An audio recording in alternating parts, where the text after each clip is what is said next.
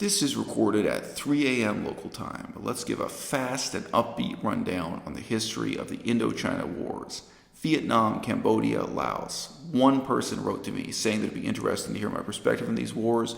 It seems to me it's something I talk about all the time, but the truth is I never did make even one video focused on telling you my perspective on the history of this war.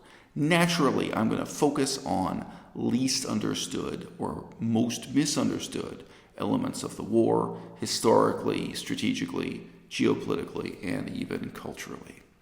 From an American perspective, the war ended in 1975. That's when the Americans start to evacuate, and then Vietnam declares its official reunification in 1976.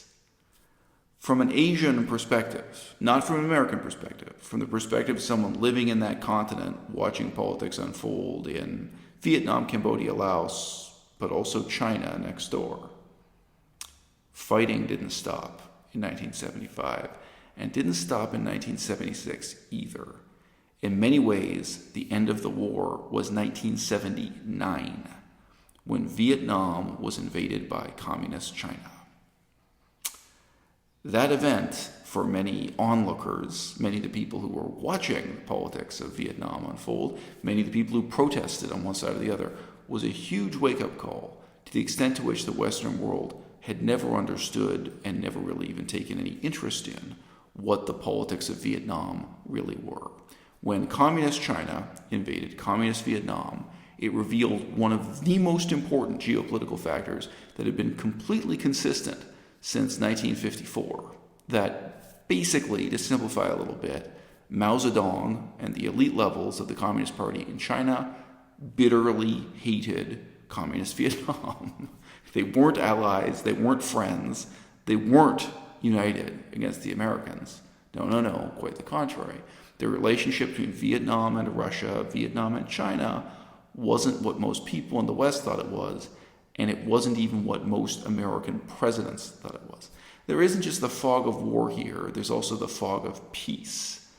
Americans went into the Vietnam War with their mentality very much prefigured by their experience in the Korean War. The Korean War ends in 1953, the same year that Joseph Stalin dies. The armistice agreement is written a few months after the death of Joseph Stalin, and these things are indeed linked. From an American perspective, I'm gesturing towards myself, I'm in fact Canadian, I'm not American.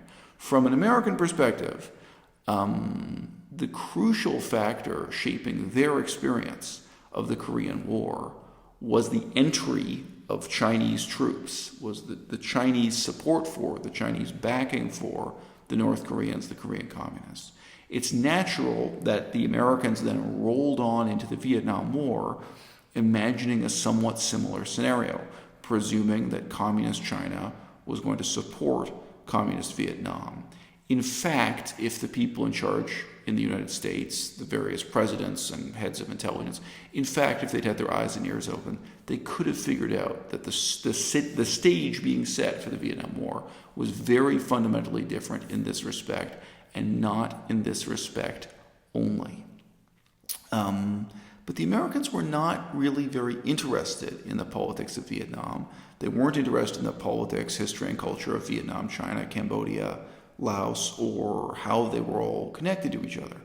In the same way, in our own time, we can ask, to what extent was George W. Bush sincerely interested in the relationship between Afghanistan and Pakistan when he commenced large-scale warfare in Afghanistan? Probably not at all. Probably he could have known, it could have shaped his planning for the war. He could have known precisely what the relationship was between the Taliban and the Pakistani authorities, the Pakistani intelligence agencies, and so on. But if he could have known, he probably chose not to know, or simply put, didn't care. In the same ways, America got involved with this war with fundamentally very, very little interest in what the facts on the ground really were. Instead, America enters into the war, one, filled with optimism from their experience in Japan. Remember, in this period, the American conquest of Japan was not that long ago, And Japan is the most positive example of regime change in the history of the world. The Americans had to fight the Japanese very, very hard, very bitter combat throughout World War II. But the minute the combat was over, once the Japanese surrendered to the American side, almost overnight, the Japanese adopt a new constitution. They become a democracy. They become, in many fundamental ways, not just an American ally, but also an outstanding example of westernization, embracing economic modernity in terms of law and order, the court system, the parliament, the traffic lights, the fire hydrants. In so many ways, Japan seems to westernize and embrace capitalism and parliamentary democracy overnight. So that gave the Americans a type of optimism about what they could accomplish in conquering Vietnam that, again, is just wildly divorced from reality. And of course, they could have known how false that idea was just by studying the French experience in Vietnam, because the French had an ongoing attempt to colonize Vietnam right through World War II and thereafter, disastrously, ending with the Battle of Dien Bien Phu. It's a story for another video. So the Americans have optimism on the basis of their experience in Japan, and they have some trepidation based on their experience in Korea, North Korea, South Korea, the Korean War, as we call it. You could say they learned the lessons from neither of these things. But in Korea, their main problem was the Chinese army entering to support the Korean Communist Army. Okay? And their other big problem, of course, was Joseph Stalin, the Russians. Stalin dies in 1953, and really the whole context for the Vietnam War, the Indochina Wars, we should say, is created by the death of Stalin and the very peculiar optimism that took over elite levels of Russian government for at least a decade thereafter. Okay? Russia didn't want war with the United States at that time, right after the death of Joseph Stalin. Russia was not entertaining the type of strategic military options that really would have prevented the United States or would have dissuaded the United States from making Vietnam a major colonial project, shall we say. Now, what do I mean? If Joseph Stalin had kept living, which is, of course, impossible, but if Joseph Stalin had kept living for another 20 years, or if Joseph Stalin had been followed by another dictator who was identical to Joseph Stalin, the types of options that dictator would have been looking at would have been to prevent Americans having a presence in Vietnam and Indochina by moving missiles into the region. Does anyone remember the Cuban Missile Crisis? They could move missiles, whether those are nuclear missiles or not. They could move the Russian Navy into the region. A very different thing if U.S. aircraft and U.S. ships were being countered by another Navy that was coming in and saying, no, we're not going to allow you to run these operations here.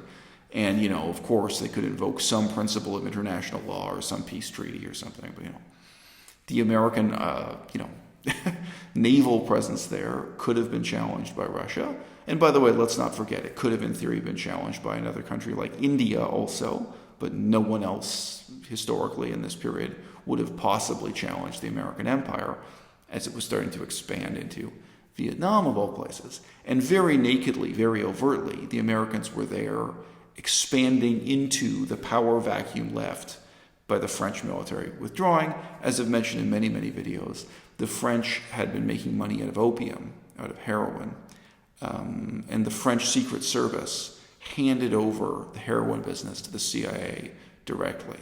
Technically, it was the OSS, and then the OSS was taken over by the CIA, but in any case, even the French heroin-producing business made a direct transition from a French government of occupation to an American government of occupation with a very brutal and bloody Secret Service running that occupation.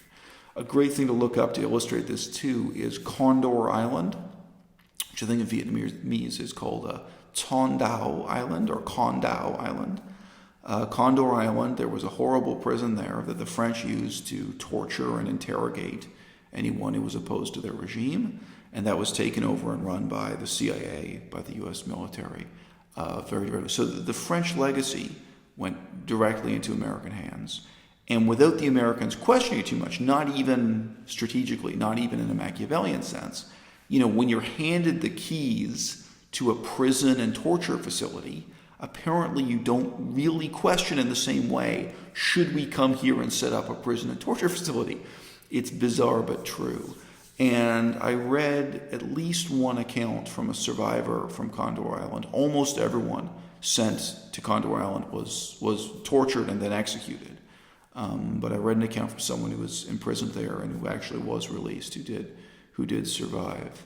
Brutal, terrible, infamous. And the effects are much more than just bad PR for the United States. For 2 generations or something, the American colonial enterprise in Vietnam totally discredited them on the world stage. For example, in the eyes of a place like India. And guys, India really matters. The intense hatred India had towards the United States of America politically. You can imagine if you're India watching from not too close and not too far away what America's doing in Vietnam during this period. You're watching these people getting tortured, and India is really wondering to what extent should they stand up, to what extent should they intervene. India largely, satisfied itself with making symbolic protests in international conferences and so on. But this had very, very far-reaching consequences for the United States of America. And of course, it, to a large extent, even discredited democracy, simply because the nature of this brutality was so terrible. And again, for the Americans, they're not questioning it seriously. They're not thinking through what they're doing. They have a positive experience with Japan. They have a negative experience with the Korean War, but they think this time in Vietnam, the same thing won't happen because Stalin is dead, basically. And then they also have this unique situation of stepping into the shoes of the French Empire after the French Empire is left. So to finish the point with Joseph Stalin, if Stalin had still been alive, or if the regime continued to be a Stalinist regime in Russia, they could have deployed missiles, they could have deployed the Navy and confronted the U.S. Navy, they could have deployed the Air Force, right? The Russians were very stingy with the Air Force in North Korea, and Mao Zedong bitterly resented that. That's part of the split, the breakdown between China and Russia. So again, most Americans at the time did not understand this. Many Americans still don't understand it today. Communist China and Communist Russia were enemies in this period. This is related to the fact that Communist China and Communist Vietnam were enemies. But anyway, theoretically, Stalin or some other Stalinist dictator could have, in the same period, deployed aerial backup to the Vietnamese. And if so, you can then imagine the American perspective on Vietnam, Cambodia, and Laos would change. Obviously, I'm not saying they would have completely given up, but they would then be looking at a strategic calculation and saying, whoa, whoa, whoa. We're not free to deploy our boats and our aircraft carriers here. We're not free to just bomb this country with no Air Force opposing us. Not really a question of whether or not they can win. Of course, if the United States committed all of their resources to this war, they could win. But then they'd be looking at a very different cost calculation. And they might have been asking themselves, wait, what is it we're fighting this war for anyway? What is it we're trying to win? But those questions, I think it is fair to say, went unasked and unanswered. Just as in our own time, many of the very obvious questions, what was supposed to happen? What was the best case scenario in Afghanistan and in Iraq? I think those questions went unasked and unanswered also. So that's the American perspective. The Asian perspective is much more important. China attended an international conference in 1954, which is called the Geneva Convention of 1954. So this is after the death of Joseph Stalin, and this is shortly after peace in Korea. Technically, it's an armistice. Technically, they're still at war. Technically, there still is no peace between South Korea and North Korea. Nevertheless, we continue.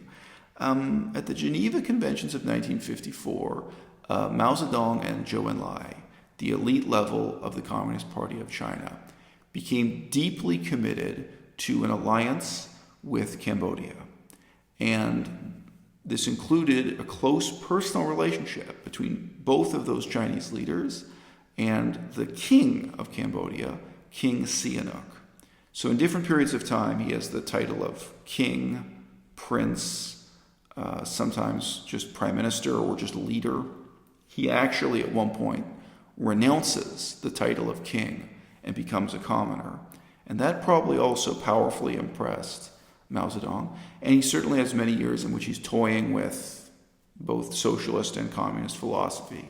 And he lives for many years of his life in Beijing. And there are innumerable photographs of Sihanouk, the king of Cambodia, together with Mao Zedong and Zhou Enlai. So they became personal friends. But the political commitment that China makes to support Cambodia starts in 1954, and it never ends. It continues to be an important factor in world politics even during the Ronald Reagan administration. It goes on and on and on. And it's also the crucial reason why China invades Vietnam in 1979. Now, there is a little bit of a chicken and egg question here. Does communist China bitterly hate communist Vietnam because China sympathized with Cambodia? China decided to support Cambodia, and basically Cambodia and Vietnam were enemies. Simplify, but it's not much of a simplification. Or is it the case that China already had this rivalry with Vietnam, already had this hatred for the Communist Party of Vietnam? Again, this is all communist versus communist struggle. And that came first. That was the basis for China cultivating this friendship with Cambodia, both a literal friendship with particular people and a strategic relationship. Doesn't matter. I mean, I actually have done enough research that I could venture a guess. But one way or another, the fundamental strategic situation that the Vietnam War unfolds on, I mean, it's exactly created by these powers. Russia, China, United States, France, Vietnam, Cambodia, and Laos themselves. But anyone looking back at this history from a detached perspective can say the single most important, single most decisive power here was China. That was really the political perspective that mattered. And I mean, again, especially after the death of Stalin, and given that after that, basically Russia wanted nothing to do with this part of the world. They really wanted to have as little to do with as possible with Southeast Asia. They did not want to start World War III over who would be the next government in Cambodia. That was not Moscow's perspective. And on the contrary, Mao Zedong and Zhou Enlai personally, the leaders in China, they were completely committed to fight however many wars were necessary to settle, as they would put it, the Cambodia issue or the Cambodia problem. So the importance of that is, again, incredibly obvious. But did Nixon care? I mean, Nixon is many, many years later. We're starting the story, we're talking about Eisenhower. Do you think Eisenhower cared? So, I mean, it's many years later we're talking about Nixon and his role in this. But in the earlier period of this history, the people at an elite level in the American politics, if they could have known this stuff, they wouldn't know. They didn't care. Anyway, the tragedy that was to unfold thereafter, again, really reflects the sort of strange optimism and lack of commitment of all of the different parties. The Russians don't really want to do anything about it. I mean, other countries in Europe, like France and Germany, really fundamentally don't care. Japan doesn't care. India doesn't care. These are all countries that could have been involved.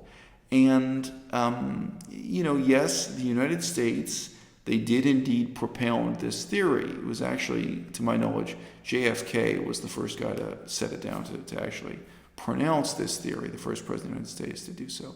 The domino theory, that if they didn't stand up and stop communism from taking over Vietnam, then Thailand would be next, that communism would continue to take over the rest of Southeast Asia. And of course, this theory is bizarre, or it's a very weak form of propaganda in many ways. but it fundamentally ignores the extent to which, to quote Richard Nixon himself, China was the biggest domino of all. I mean, if you're putting China in a situation where they can or must invade and occupy Vietnam, parallel to during the Korean War, you put China in a position where they can and must invade and occupy Korea, the meaning of the American kind of colonial conquering venture in Vietnam, Laos, Cambodia, it starts to become meaningless just in terms of a matter of scale. If that's what you're going to force China to do, and they're going to do it, then we all know what the consequences would be for these much smaller countries in Southeast Asia. And again, imagine you're explaining this history to a space alien from Mars. Space alien is looking at this history and says, well, if France is abandoning these colonies, if France is giving up on their colonization of Indochina, and to be clear, the French were briefly replaced by the Japanese. The Japanese briefly conquered these places and to some extent set up governments for them. Japanese had stamps and postal offices for their occupation of Laos. And so it's ridiculous, but it's true. Very briefly, the Japanese took over the government of Laos.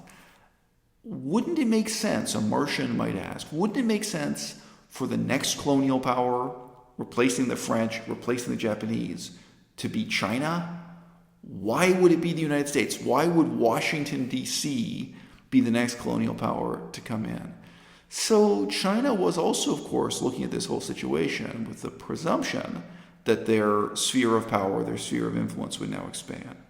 And there's no doubt, at least at a lower level of the Communist Party, there's no doubt that the death of Joseph Stalin created the expectation that China's power would expand, that Mao Zedong's personal influence would expand, precisely because he no longer had the competition of Joseph Stalin as the presumptive leader of international communism as a movement. Now, I just note, Mao Zedong himself did not see the situation that way. We know that for a fact. The paperwork is extensive. That wasn't actually his personal perspective, but of course any given journalist could see it that way, and party cadres or ordinary people most likely did see this as the period where Mao Zedong's importance was growing and China's importance was growing, whereas Russia's importance would wane or reduce. And this is also the period of the Sino-Soviet split. One other really important personal and political note. I think I mentioned earlier that China bitterly resented the fact that the Russians never really committed to provide airplanes, air support, in the Korean War. Well, guess whose son died as a result? Mao Zedong's own son, his number one son, as they say. Mao Zedong had two sons, but one of them was mentally disabled. But Mao Zedong had a son who was not mentally disabled and who was very much receiving an elite education, being prepared to become a leader of China himself. Mao Zedong had a son who was, either going to inherit the dictatorship or at least go on to be an important person in the Communist Party. And he died fighting in Korea, and nominally as well as actually, he died because the Russians let them down. The Russians didn't provide the airplanes that would have prevented the Americans from bombing. And of course, a large part of the tragedy of Cambodia, Vietnam, and Laos was precisely that the Americans bombed and bombed and bombed. The country I used to live in, Laos, is the most heavily bombed country in the history of the world. More bombs were dropped on Laos than were dropped on Germany during World War II. More bombs were dropped on Laos than were dropped on Japan during World War II. And Laos, in case you didn't know, is an incredibly tiny country. So this ongoing saturation bombing, the unchallenged use of aerial supremacy of airplanes in war, had this unbelievably devastating impact on these countries, and of course a body count of over 1 million persons. So taking this longer view and having drawn attention to these strategic elements that Americans at the time ignored and that most people still today don't think about or don't know, death of Joseph Stalin, the cessation of hostilities in Korea, the importance of both Korea and Japan in prefiguring the American attitude. But for China, by contrast, the importance of Cambodia in prefiguring China's attitude. That China goes into this period from 1954 to 1979. China is supporting Cambodia and is an enemy of Vietnam. The whole Western world is ignoring this. They just don't care. The reality is China is not a genuine supporter of the North Vietnamese, despite propaganda to the contrary. And this is finally ultimately shown in open war between China and Vietnam. And this is what set the stage for the war to be possible, to unfold as it did. And it's what ultimately created the conditions for the war to end. How does the war end? Why does the war end? The war ends because Nixon comes to a pact with China. Nixon realizes the gravity and the depth of China's war with the Soviet Union. Now, it was a war technically. What can I call it? I can't call it a Cold War. The term Cold War is already taken. This was what created the strategic triangle, or some people call it the Iron Triangle, or use other names for it. But for the first time, the United States of America and Communist China would become strategic allies against Russia. Now, you can imagine the whole history of the world today would be different if Richard Nixon had instead chosen to become an ally with the Russians against China. Fundamentally, the reason for Nixon's decision had to do with his face-to-face relationships. Nixon was vice president under Eisenhower, and in that period, Nixon had many face-to-face diplomatic interactions with the Russians, including a visit of the Russian leader to the United States, where Nixon was really the guy who spent a lot of time with him and his entourage. I think partly just because Eisenhower was more elderly and so on. Nixon knew the Russians face-to-face for basically his whole political career.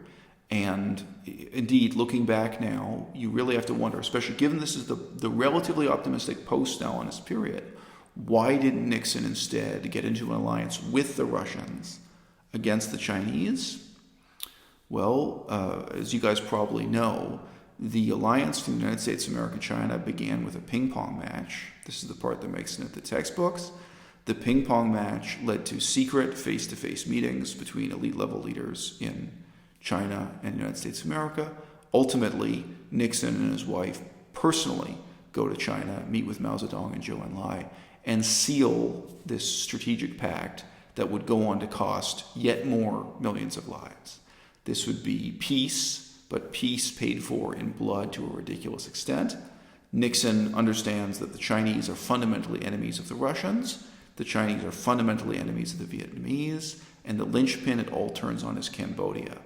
And that is why the Vietnam War ends with the commencement of hostilities of unbelievable intensity in Cambodia.